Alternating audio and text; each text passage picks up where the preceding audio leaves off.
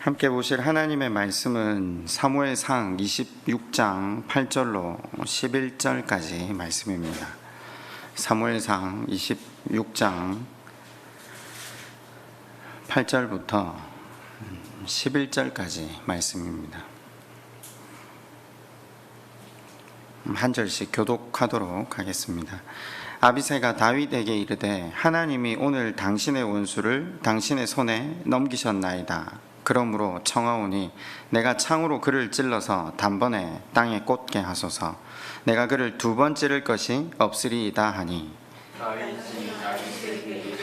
죽이지 말라. 누구든지 손을 들어 여호와의 기름 부음 받은 자를 치면 죄가 없겠다. 다윗이 또 이르되 여호와께서 살아계심을 두고 맹세하노니 여호와께서 그를 치시리니 혹은 죽을 날이 이르거나 또는 전쟁에 나가서 망하리라. 내가 손을 들어 여호와의 기름 부음 받은 자를 치는 것을 여호와께서 금하시나니 너는 그의 머리 곁에 있는 창과 물병만 가지고 가자 하고. 아멘. 여러분, 하나님께서 우리를 왕 같은 제사장, 그러니까 왕이고 제사장으로 우리를 부르시거든요. 바꿔 말해서 의인으로 우리를 부르세요.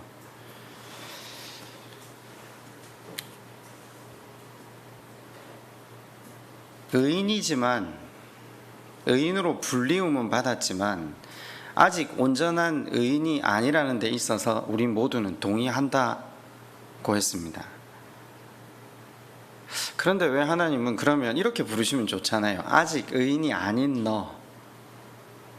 그렇잖아요. 그럼 우리가 정체성을 정확하게 알고 살아가면서 어디 가서 우리를 자랑하지도 우리를 드러내지도 못할 거고, 아직 의인이 아닌 우리라는 정체성을 정확하게 확신하고 살아가면서 우리의 구원을 이루어가기 위해 애를 쓸 거잖아요.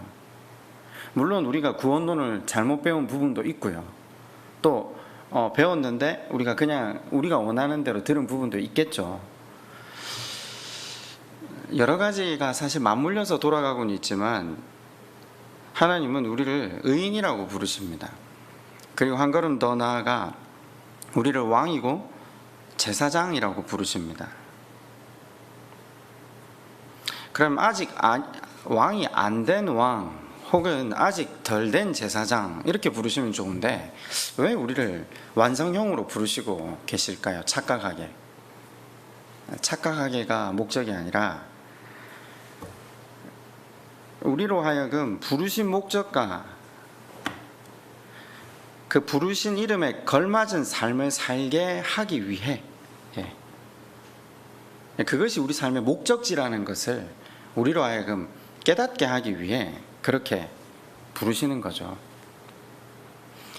근데 가끔 우리가 가야 할 곳이 그곳 왕의 자리, 제사장의 자리, 의인의 자리라고 보지 못하고 지금 내가 그곳에 되어진 나로 자꾸 착각을 하니까 자주 우리는 특권의식에 빠지기도 하죠. 이스라엘 백성들이 결국 그 특권의식에 빠져서 하나님의 의도와 다른 삶을 살게 되고 하나님의 진노를 받게 되는 자리에까지 나아가잖아요.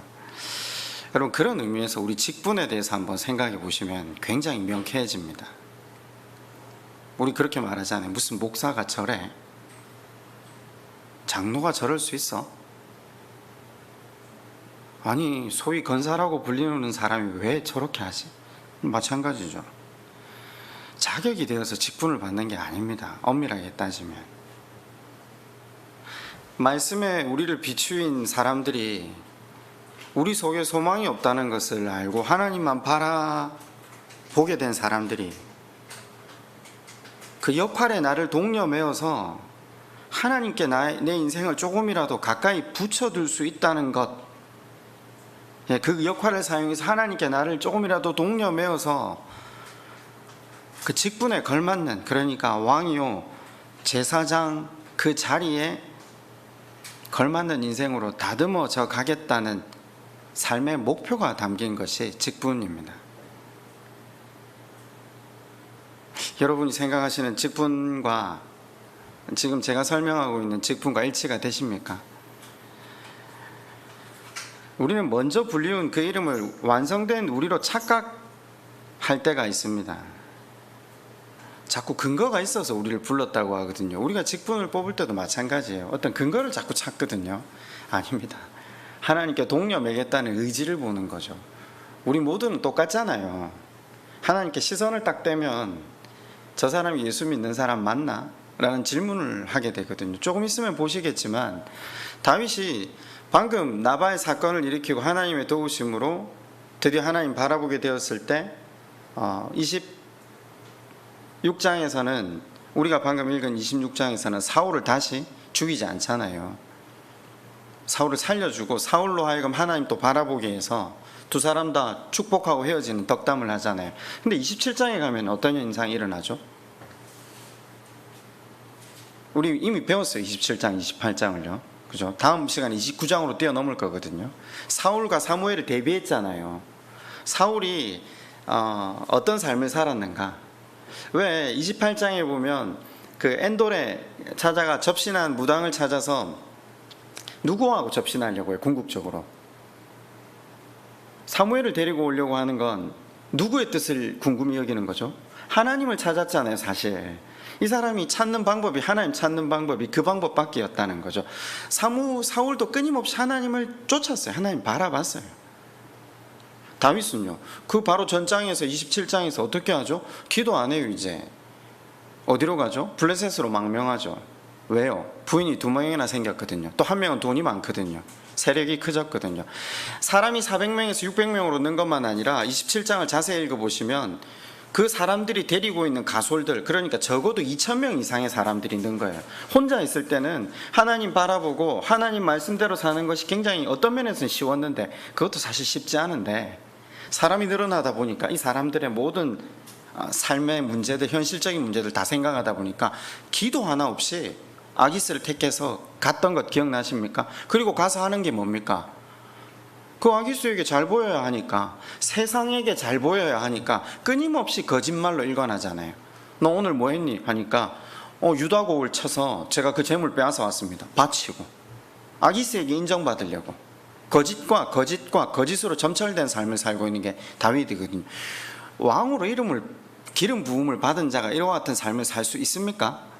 아니, 우리가 뒤로 가면 더 잘 알잖아요. 이 사람이 나중에 하나님께 시선을 뗐을 때 남의 아내를 빼앗잖아요. 그 치밀하게 계산을 해서 그 남편을 교살하잖아요. 그러면 하나님이 기름 부으신 자가 맞습니까? 이런 사람이 장로가 되면 됩니까? 이런 사람이 목사가 되면 됩니까? 안 되죠. 여러분이 생각하시는 직분의 개념, 그 소위 세상적인 가치로서의 되어진 사람이 선다라고 생각했을 때는 안 됩니다. 근데 성경이 말하는 직분론은 다릅니다. 성경은 먼저 불러주셨는데 그 부름에 걸맞은 사람으로 지어져 가게 하기 위해서 하나님 부르셨다는 겁니다. 이제 이게 받아들이셔야 돼요.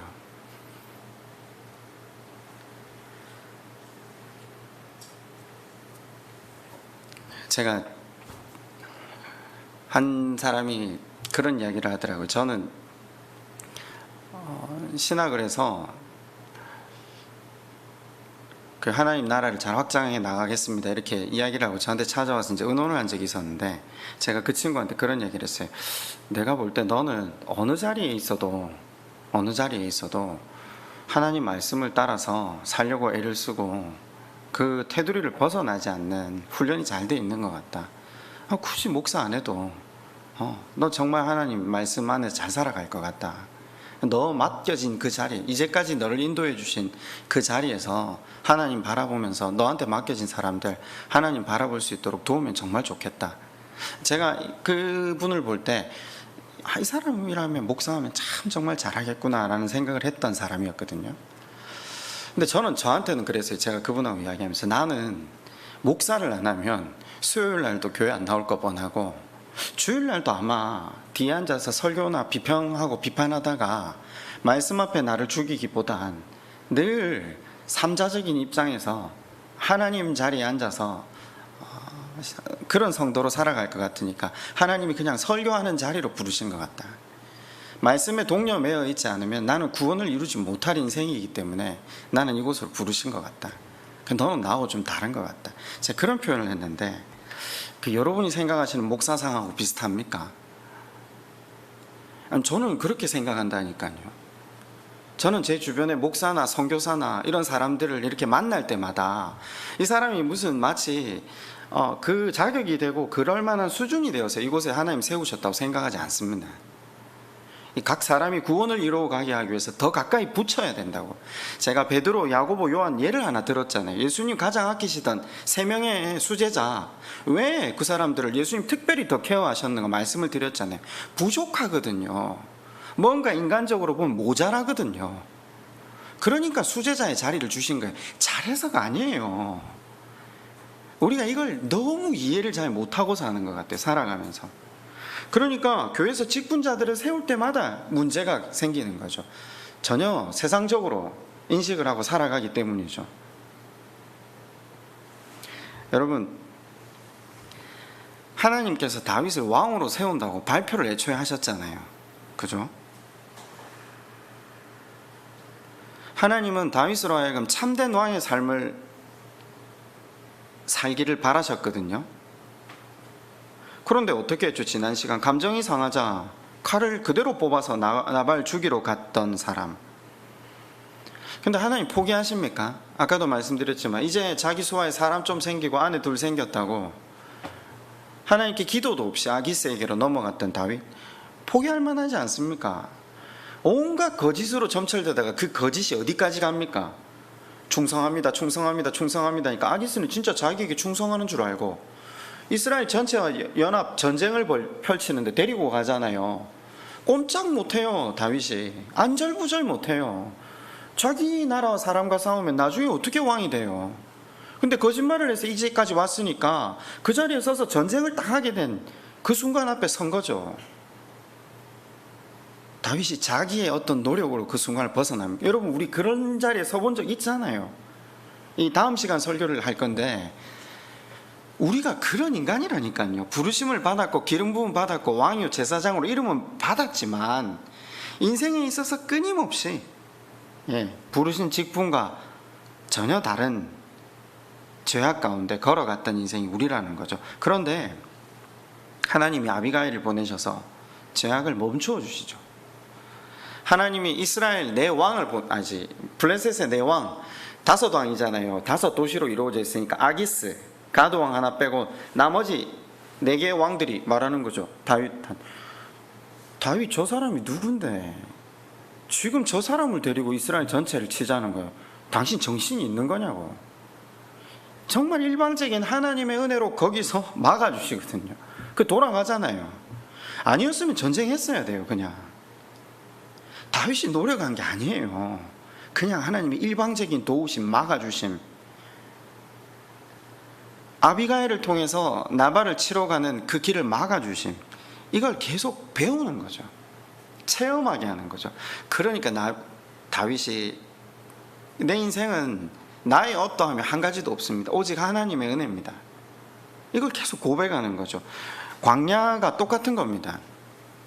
우리가 지내고 있는 광야가 다윗도 그렇잖아요. 늘 쫓기고 늘 여유 없고 고통스러운, 우리 그렇죠. 하늘 한번 바라볼 만한 여유가 없는 삶을 살아가잖아요. 뭐 때문에 그런지는 잘 모르겠지만, 그죠?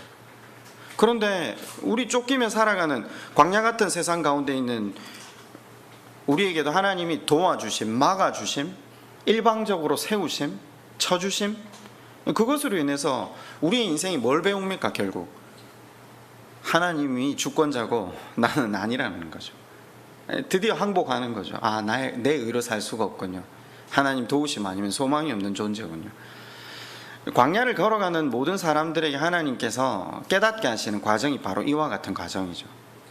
이스라엘, 다윗, 모세, 요셉, 아브라함 전부 다 그런 거죠. 그러니까 이스라엘을 부르시고 하나님 요청하신 게 뭐죠? 다른 나라들과 다르게 살라. 다윗을 부르시고 하나님 요청하신 게 뭐죠? 다른 왕들과 다른 왕이 되라. 무슨 말입니까? 다르다는 게 뭐죠? 다르다. 세상 왕은 어떻게 살죠? 아시잖아요.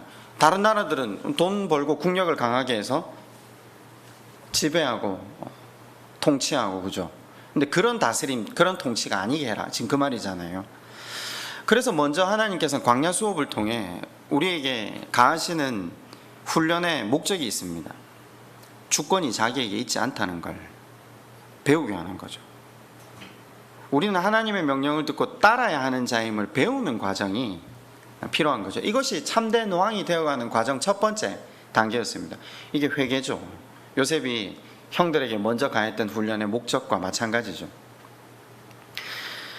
아무리 자기가 왕이 되어도 자기는 진정한 왕이신 하나님의 명령에 순종하며 그분의 뜻과 의도를 구현해가는 삶이 참된 왕의 직무였습니다. 그러면요, 우리가 참된 왕으로, 부르신 대로 참된 왕, 참된 제사장으로 세상에 서가기 위해서는 먼저 하나님 다스림 가운데 살아가는 훈련이 필요한 거죠. 그 훈련을 받아야 다윗이 바르게 자기에게 맡겨진 나라를 섬길 것 아닙니까? 이스라엘도 그 훈련을 광야에서 받는 거거든요. 하나님의 다스림. 그래야 온 열방을 바르게 다스리고 섬기게 될 거 아닙니까? 여러분 한번 찾아보실래요? 신명기 17장을 통해서 하나님께서 이스라엘 사람들이 나중에 후일에 왕을 세우면 꼭 그에게 지키게 해야 될 것을 명령하신 부분이 있어요. 신명기 17장 14절입니다.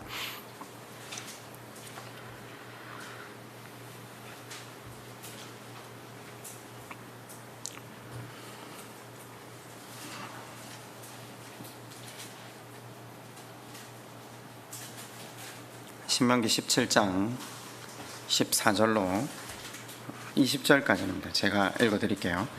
내가 내 하나님 여호와께서 내게 주시는 땅에 이르러 그 땅을 차지하고 거주할 때 만일 우리도 우리 주위의 모든 민족들 같이 우리 위에 왕을 세워야 하겠다는 생각이 나거든 반드시 내 하나님 여호와께서 택하신 자를 내 위에 왕으로 세울 것이며 내 위에 왕을 세우려면 내 형제 중에서 한 사람을 할 것이요 내 형제 아닌 타국인을 내 위에 세우지 말 것이며 그는 병마를 많이 두지 말 것이요 병마를 많이 얻으려고 그 백성을 애굽으로 돌아가게 하지 말 것이니 이는 여호와께서 너희에게 이르시기를 너희가 이후에는 그 길로 다시 돌아가지 말 것이라 하셨음이며 그에게 아내를 많이 두어 그의 마음을 미혹되게 하지 말 것이며 자기를 위하여 은금을 많이 쌓지 말 것이라 그가 왕위에 오르거든 이 율법서의 등사본을 레위 사람 제사장 앞에서 책에 기록하여 평생에 자기 옆에 두고 읽어 그의 하나님 여호와 경외하기를 배우며 이 율법의 모든 말과 이 규례를 지켜 행할 것이라 그리하면 그의 마음이 그의 형제 위에 교만하지 아니하고 이 명령에서 떠나 자로나 우로나 치우치지 아니하리니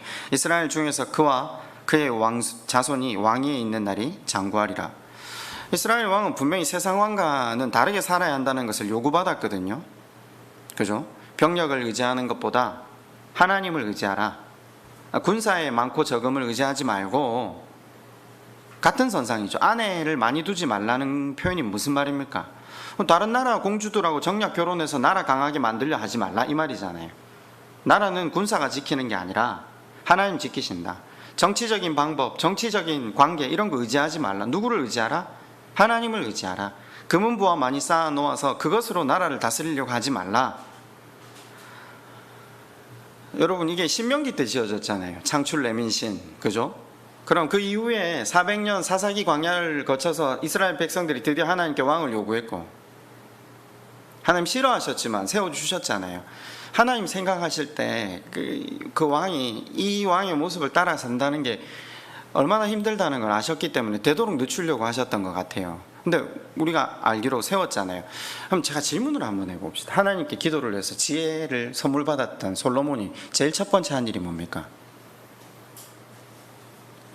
이집트의 딸 파라오와 결혼했거든요. 다시 한번 질문해 볼게요. 솔로몬이 20대 때 하나님 앞에 기도할 때 지금 여기 보면 어떻게 나와 있죠? 평생에 자기 옆에 두고 읽어 율법서의 등사본을 자기 옆에 두고 평생에 읽으라고 지금 명령을 했잖아요. 그럼 솔로몬이 이 말씀을 외웠을까요? 안 외웠을까요? 제가 볼 땐 읽은 게 아니라 외웠을 거예요. 그런데 왜요? 왜 파라오 딸과 결혼했죠? 나라의 부국강병을 위해 독립적인 국가, 그죠? 동맹을 통한 군사력, 그러면 제가 다시 질문해 봅시다. 솔로몬이 여호와 하나님의 약속의 말씀을 믿었는가요? 안 믿었는가요? 대답 못 하시겠죠? 안 믿었어요. 안 믿었으니까 한 거잖아요.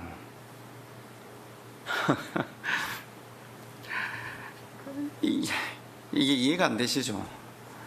근데 사람들은 솔로몬의 지혜를 너무 다운로드 받아서 다 그냥 거기서 시작한 걸로 생각. 아니요.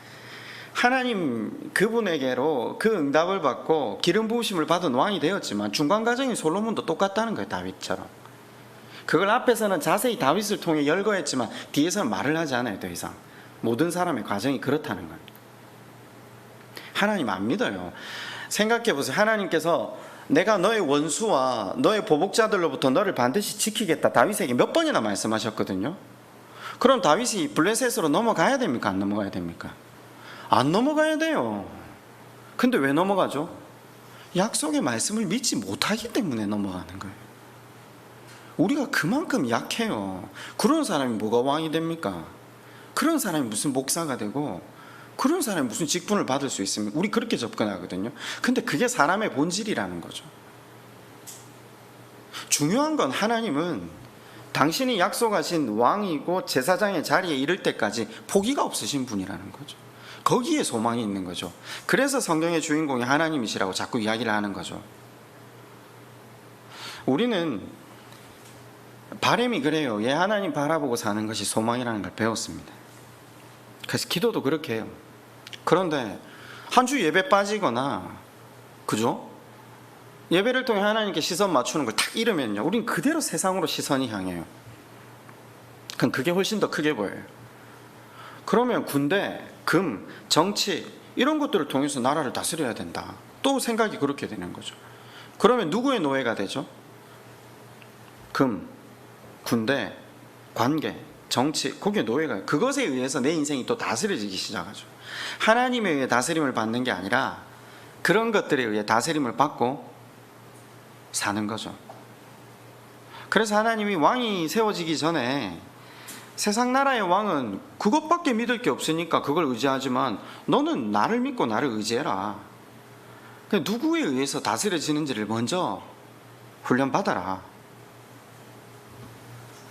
근데 우리가 하나님께 시선을 딱 떼잖아요. 그러면 이제 설교 말씀이 사실 잘 안 들리거든요. 저는 그렇게 생각해요. 이미 부르심을 받았지만 그러나 아직이잖아요. 그럼 여기 과정이 제가 뭐라고 했죠? 이거 신학적으로 모든 신대원이 이걸 다 가르쳐요. 여기를 뭐라고 하는지 아십니까? 종말론적 신앙이라고 해요.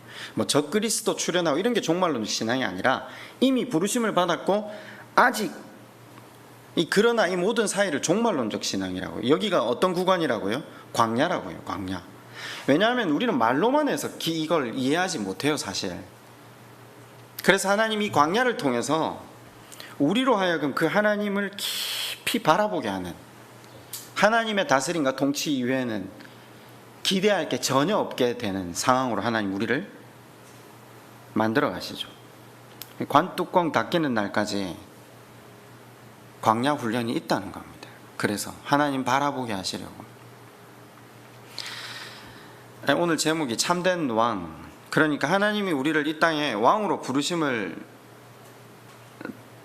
주셨는데, 그럼 우리가 참된 왕으로 살아가기 위해 우리가 두 가지를 잘하면 되겠죠. 이제 전반적인 그림을 잘 그리셨으니까 이제 구체적으로 한번 그려보죠. 하나는요, 하나님의 다스림을 잘 받는 것. 또 하나는요, 우리에게 맡겨진 사람과 일을 하나님의 뜻대로 잘 다스리는 것. 이제 이거 두 가지를 하는 게 우리 삶의 목표죠. 맞죠? 여러분, 이게 창세기 1장 26절에 있다라고 말씀을 드렸잖아요. 하나님이 당신이 지으신 세상을 우리로 하여금 다스리게 하자. 우리의 지어진 목적이 그것이라고 했잖아요. 그러면 우리의 지어진 목적을 잘 수행하기 위해서 먼저 우리는 다스림을 잘 받아야 합니다. 다스림을 잘 받는다라는 건 추상적이 아닙니다.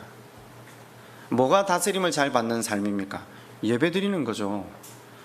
예배 드리는 겁니다. 예배는 그냥 드리는 게 아니라 어떻게 드린다고 배웠습니까? 말씀 앞에 나를 잡는 것, 나를 제물로 드리는 것.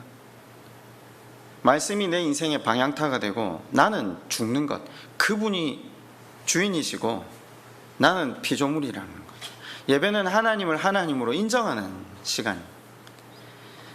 나는 하나님이 아니라는 걸 인정하는 겁니다. 하나님이 전능하시고 나는 유한한 인생이다. 그분이 명령하시고 나는 순종하는 사람이라. 이게 예배 가운데 확인되어야 됩니다.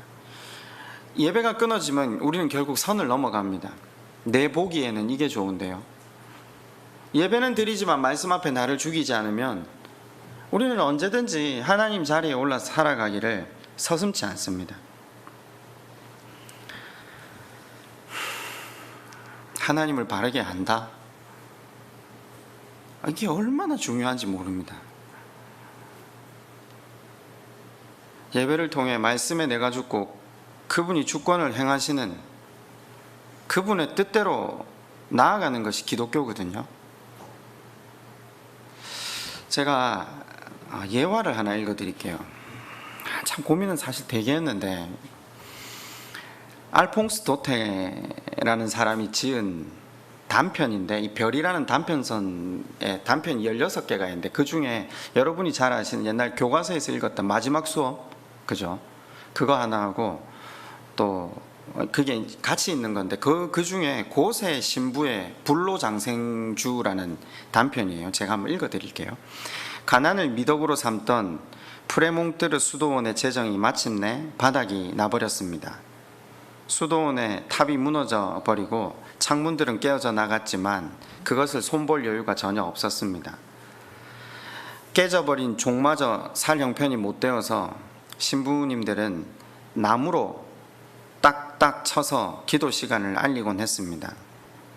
마침 그 수도원에 고셰라는 이름을 가진 수사가 있었는데 그가 하는 일이란 고작 젖소 2마리를 돌보는 일이었습니다. 가난에 찌들릴 대로 찌들린 수도원의 재정 상태를 늘 가슴 아프게 생각하던 고셰 수사는 수도 원장의 허가하에 젖소 돌보던 일을 중단하고 불로장생주를 만들기로 했습니다. 어릴 때 자기를 키워준 양부모가 불로장생주의 전문가였기에 그의 어깨너머로 배운 그 술 주조 방법을 기억해가면서 6개월 동안 밤낮으로 애쓴 결과 마침내 술을 빚는데 성공했습니다. 다음 날부터 고세 수사가 빚은 불로장생주는 프랑스 전역으로 불티나게 팔려나갔고 가난에 찌들리던 프레몽뜨르 수도원은 하루아침에 돈방석에 앉게 되었습니다. 수도원 건물은 웅장하게 고쳐졌고 탑은 하늘을 찌를 듯 높아졌습니다. 모든 것이 고세 수사 덕분이었습니다.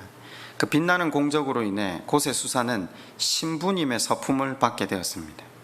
수도원의 그 누구도 이에 대해 이의를 제기하는 사람은 없었습니다. 어느 날 저녁 신부님들이 모두 모여 경건하게 미사를 드리는데 갑자기 누군가가 뛰어들어 괴성을 지르며 호, 혀, 꼬부라진 소리로 노래를 부르기 시작했습니다. 술을 얼마나 마셨던지 자기가 노래를 부른지 자기 자리를 찾지도 못하고 비틀거리던 고세 수사였습니다. 그는 자신이 만든 불로장생주가 잘 빚어졌는지 확인하기 위해 매일 그 술을 시음해 보다가 알코올 중독자가 되어버리고 말았던 것입니다. 경건하게 미사를 드리던 다른 신부님들은 술주정을 하는 고세 수사를 향해 사단아 물러가라 외치면서 그를 밖으로 끌어내어 버렸습니다. 그리고 신부님들은 다시 경건하게 미사를 계속했습니다.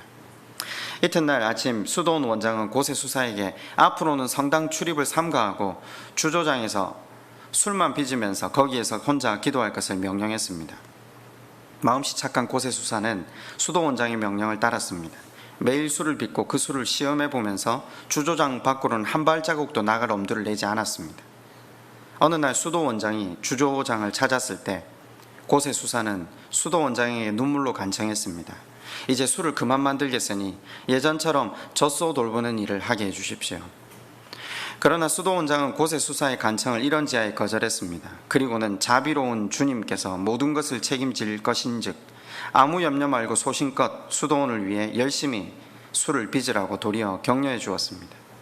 어쩔 수 없이 고세 수사는 계속해서 술을 빚었고 그 술은 날마다 날개 돋친 듯 팔려나갔고 수도원은 쉴 틈 없이 돈을 긁어 모았습니다. 그리고 매일 미사가 끝날 때 수도 원장은 이렇게 말하는 것을 잊지 않았습니다. 우리 수도원을 위해 봉사하고 있는 사랑하는 고세 순부를 위해 기도합시다. 그 말이 끝나기 무섭게 미사에 참여한 모든 사람들은 곳의 수사를 위해 간절히 축복 기도를 드립니다. 그러나 바로 그 기도 소리를 들으면서 곳의 수사의 영혼과 육체는 주조장 안에서 서서히 죽어가고 있었습니다.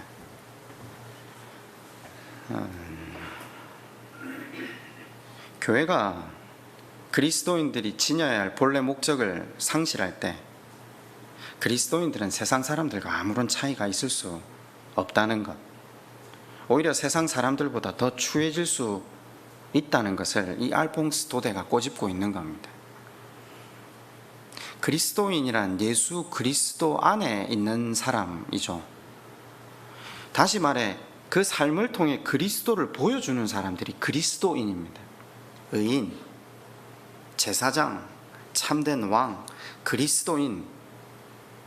우린 사실 부르심에 걸맞는 삶으로 하나님 앞에 나아가야 함에도 불구하고 그리스도가 보여주고 싶어하는 것이 무엇인지를 모르니까, 제가 말씀드렸잖아요. 오히려 돈을 모아서 높은 곳에 올라가고 성공해서 더 많은 영향력과 능력을 발휘해서 그들 위에 서야 한다라는 총극. 그런데 하나님께서는 그와 같은 삶으로 우리가 나아가는 것을 막으시기 위해 강야에서 우리로 하여금 너는 주인이 아니고 내가 주인이라는 걸 배우게 하시고, 그래야 먼저 주님 앞에 항복하고 그 주님이 누구신가를 구하게 되고, 주님이 누구신가를 알아야 주님이 원하시는 삶의 방식대로 나아가지 않겠습니까?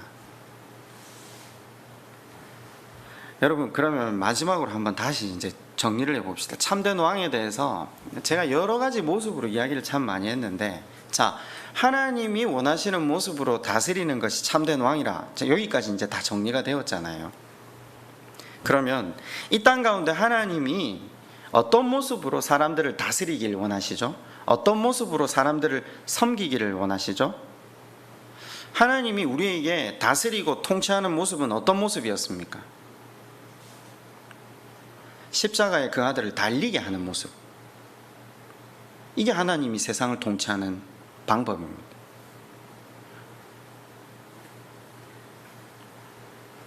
십자군이 그 땅을 차지하려고 칼과 창으로 무력으로 정복했잖아요. 그게 하나님이 이 땅을 다스리며 통치하는 방법 아니라는 거죠. 돈과 사람과 세력을 가지고 영향력을 가지려고 하는 모습이, 그래서 이 땅에서 하나님 영향력을 드러내려고 하는 것이 하나님의 모습을 표현하는 걸까요? 아니라는 겁니다. 하나님의 다스림은요, 베드로 전서를 읽어보시면요, 욕을 당하실 때 맞대어 욕을 하지 않으세요. 고난을 당하실 때 위협하지 않으세요. 오직 공의로 심판하시는 하나님께 부탁하시며 친히 나무에 달려 우리 죄를 담당하신 그 형태로 나타나는 거죠. 여러분, 하나님 강하시잖아요. 온 우주 만물을 지으신 분이시잖아요. 그런데 하나님은 그 강함으로, 넘치는 힘으로, 우리를 무력으로, 강제로 억압하시면서 다스리지 않으세요. 오히려 우리를 위해 희생하심으로, 우리를 높은 곳에 올려놓으시기까지 배려하심으로, 자신이 희생하기까지 우리를 살려주시려고 하시는 그 모습으로, 져주시는 모습으로 세상과 우리들을 다스려 주시는 거죠. 그래서 하나님의 통치 방법이 십자가를 통해서 가장 명확하게 드러나는 거죠. 그게 하나님 본성입니다. 하나님은 억지로 함부로 하지 않으세요. 강제로 하지 않으세요. 오래 참으심으로, 기다려 주심으로, 배려해 주심으로, 욕에 맞대응하지 않으심으로. 어떻게 보면 이 놀랍고 강한 하나님께서 이 세상을 가장 연약한 모습으로 통치하고 계시는 거죠. 예수님이 그래서 제자들에게 이렇게 말씀하시잖아요. 이방인의 집권자들이 자기 마음대로 사람들을 주관하고 주권자가 되지 않니? 세상의 고관들은 그렇게 권세를 부리는 줄 너희는 알거니와 너희는 그러지 말지니. 그러시면서 뭐라고 하죠? 너희 중에 누구든지 크고자 하는 자는 섬기는 자가 되어야 하고 너희 중에 누구든지 으뜸이 되고자 하는 자는 종이 되어야 한다. 이 말의 의미가 지금 앞에 참된 왕의 의미라는 거죠. 사실 구약을 배우지 못하면 신약을 설명해낼 재간이 없다는 걸 계속 반복적으로 말씀을 드리고 있어요. 섬기고 희생하는 종의 모습으로 하나님은 우주 만물을 통치하고 계세요. 그게 사랑이신 하나님의 본성이라는 거죠. 그 하나님의 다스림, 통치, 그 왕의 모습으로 우리에게 주어진 사람들, 일을 대해라는 거죠. 이게 이해가 가시죠? 이해가 가시죠? 이제까지 전 이 부분을 설교를 계속 했거든요. 이해는 가시는데 집에 가면 안 되죠. 그죠?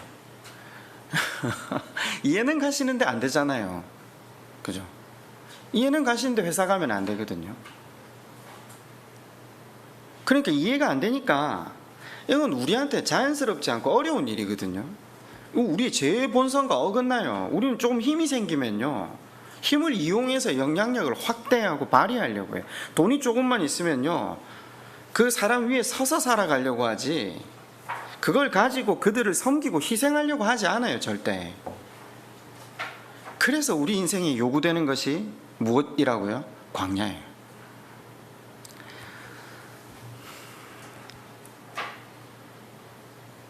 다윗을 보면 그렇잖아요. 이유도 없이 자기를 배신하는 사람들, 장인어른은 자기 죽이려고 하고, 인간관계의 어려움을 얼마나 오래 당합니까? 배신, 사기.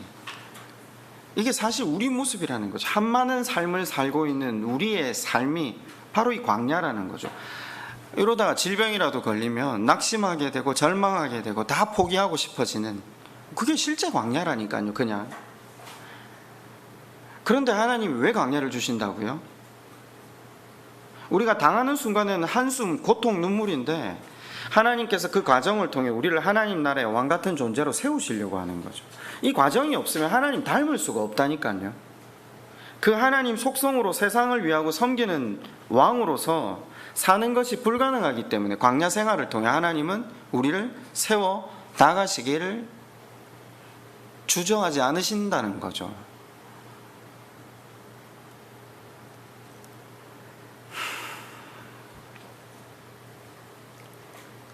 그렇게 보면 관점이 달라지지 않습니까? 경제적으로 어려운 게 감사하지 않습니까? 내 삶에 원수가 있는 것이 감사하지 않습니까? 전에는 이런 것 하면 죽고 싶었는데, 아, 이게 하나님의 섭리구나 라는 걸 보고 나니까 내가 저 사람 때문에, 내가 이 어려움 때문에 하나님 나라를 이루어 가는구나, 거기까지 볼 수 있는 겁니다. 광야가 왜 필요하다고요? 다스림과 다스려짐의 훈련을 위해서라는 거죠. 다스려지든가 하나님께, 그죠? 아니면 땅에 매어 살든가, 둘 중에 하나입니다. 훈련을 통과하면요, 이 땅에 살면서도 물질을 사용하되 물질을 사랑하지 않을 능력이 생기는 거죠. 권력을 사용할 수 있는데 그것에 노예되지 않을 수 있는 힘이 생기는 거죠. 돈을 사용하는데 그것을 인생의 목표 삼지 않을 능력이 생기는 거죠.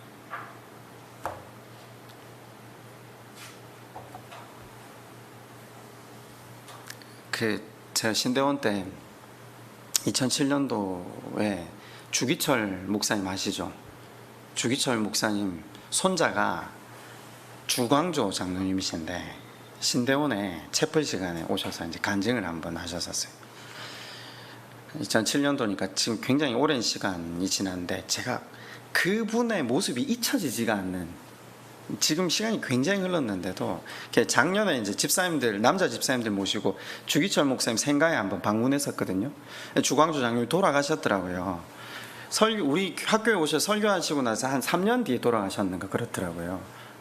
꽤 오래전에 돌아가셨구나 제가 이렇게 뵀는데, 제가 그분이 간증을 하셨는데, 보통 일반적으로 학교에 와서 간증하시는 분들이 이게 간증인지 자기 자랑인지 구분할 때가 참 어려워요. 그래서 참 듣기가 채플 시간마다 굉장히 거북할 때가 많았거든요. 제가 그랬잖아요. 저는 간증이 하나님을 높이는가 자기를 높이는가 보면 알거든요. 근데 왜 제가 이 주광조 장로님이 엄청 제 기억에 오래 남았냐면요, 몇 가지 말씀을 하시는데 정말 있는 그대로 말씀을 하셔서 머릿속에 너무 내리에 꽉 박혔어요. 안 그래도 이정영 목사님하고 이야기하다 보니까 여러 가지를 더 생각하게 하셨는데, 목사님이 이런 말씀을 하셨어요. 여러분, 우리 가문이 예수를 믿어서 우리가 하나님께로부터 받은 복이 뭔 줄 아십니까? 이렇게 처음 질문을 하더라고요. 그 가문은 한국에서 순교자 집안으로 모든 교계가 떠받들고 있는 가문 아닙니까? 우리가 예수 잘 믿어서 우리한테 돌아온 게 뭔 줄 아십니까? 라고 제일 처음 질문을 했어요. 거적대기 듣고 땅에서 잔 겁니다 하더라고요. 우리가 예수 잘 믿어서 거적대기 듣고 매일 울면서 땅에서 잤습니다 라고 하더라고요. 일본 사람들에게 죽은 할아버지 때문에 아무도 자기를 도와주면 안 된다는 것 때문에 모든 사람들로부터 외면받는 삶을 살았습니다. 뭐 이야기 속에는 떡도 던져주고 쌀도 던져주고 해서 먹을 것이 걱정 없이 산 것처럼 표현되는데 그렇지 않았다. 그리고 곧이어 전쟁 터졌잖아요. 전쟁통에 목사님 아들들 손자라고 해서 돌봐주고 이런 것도 없었다고. 그냥 거적대기도 없고 땅에서 잤다고 계속. 얼마나 하나님 원망했는지 모른다고. 하나님 믿어서 돌아오는 게 이런 거라면 하나님 절대 안 믿는다고. 얼마나 하나님 앞에 많이 저주했는지 모른다고. 장로님 그렇게 시작하셨어요. 앉아 있는데 전부 다 갑자기 전부 이제 뭘 그저 대단한 뭔가를 이야기해 줄 줄 알았는데 그러더니 장로님 한참 우셨어요. 한참 우시다 그러시더라고요.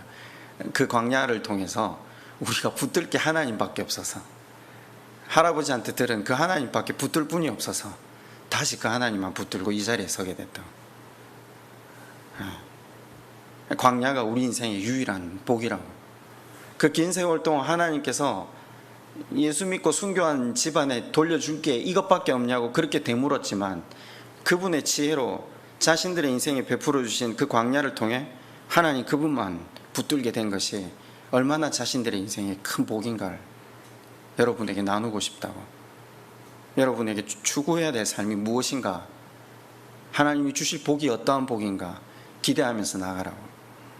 거의 아무도 아멘 안 했어요. 여러분 광야 지내고 계시잖아요. 광야에서 겪게 되는 모든 일들이 얼마나 힘든지 압니다. 그러나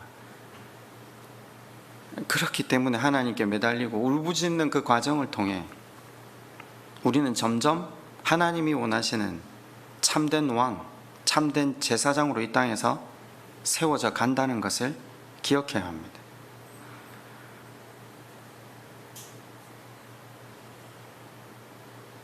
부르심에 걸맞는 참된 왕으로 세워지게 하기 위해 오늘도 우리 가운데 일하시고 계신 그 하나님의 일하심에 이것도 감사하고 저것도 감사할 수 있는 저와 여러분 되시기를 주님의 이름으로 축원드립니다.